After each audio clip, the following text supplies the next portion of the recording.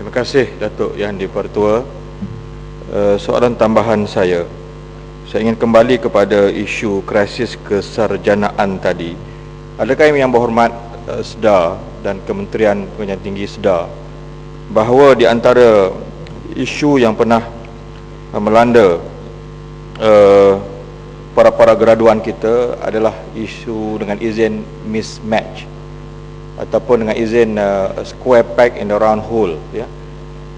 Adakah satu kajian terperinci secara holistik telah dilakukan oleh Kementerian Pendidikan Tinggi terhadap performance dan juga prestasi IPTA kita, supaya para graduan kita yang dilahirkan ini mampu untuk mendepani dan juga mampu untuk lebih kompetitif di pasaran tempatan dan di pasaran global?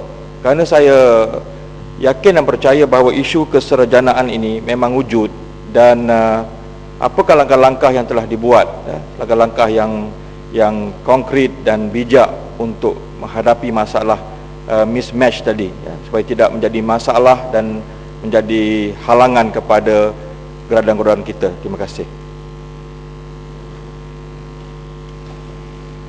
Masih, Tuan Yang di-Pertua, soalan Yang Berhormat itu sebenarnya menyentuh dua perkara. Satu ialah soal kesarjanaan. Ini masuk dalam ruang lingkup intelektualisme. Itu kita kena bahas soal prinsip budaya ilmu.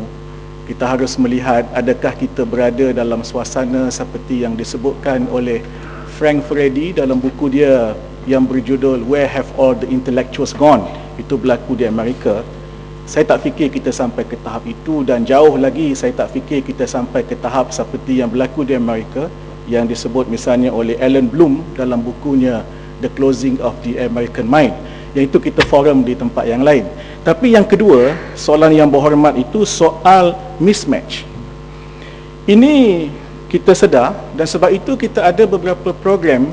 Misalnya, sebelum kita memulakan sesuatu kursus, kita pastikan dibuat kajian pasaran. Kedua, kita ada jawatan kuasa kurikulum bagi setiap kursus yang hendak ditawarkan, dan di dalam jawatan kuasa itu ada wakil daripada industri, agensi-agensi yang berkaitan dan sebagainya.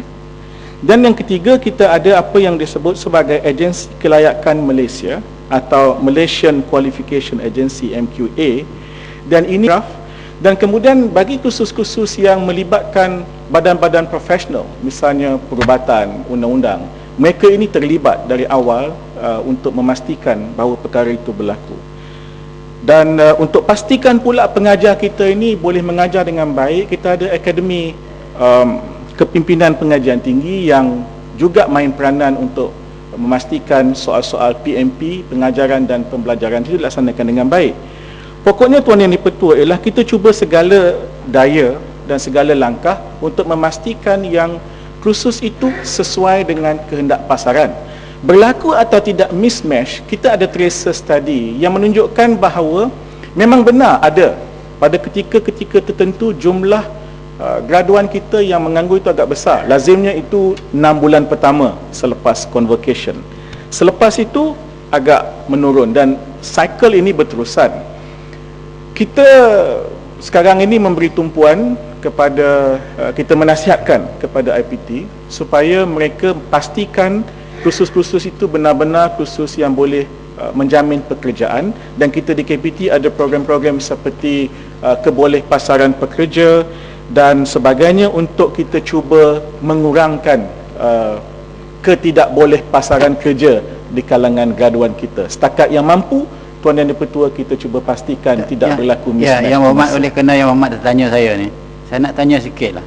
Adakah falsafah pendidikan negara ini untuk mengisi kehendak industri ataupun mengeluarkan sebanyak mungkin orang yang terdidik di negara kita? Kalau kita ikut falsafah pendidikan negara yang asal, ia bertujuan untuk melahirkan manusia yang bersepadu, insan bersepadu, dari segi fizikal, dari segi spiritual, dari segi psikologikal, dan juga dari segi kerohaniannya. Itu mengikut dasar falsafah negara. Dalam KPT juga kita menganut falsafah yang sama, dan memanglah tujuan sebuah universiti itu secara idealnya bukan melahirkan pekerja, tetapi melahirkan seorang yang mempunyai dan memiliki dan mengamalkan ilmu. Terima kasih Tuan Yang di-Pertua. Maknanya soalan mismatch tidak bangkit.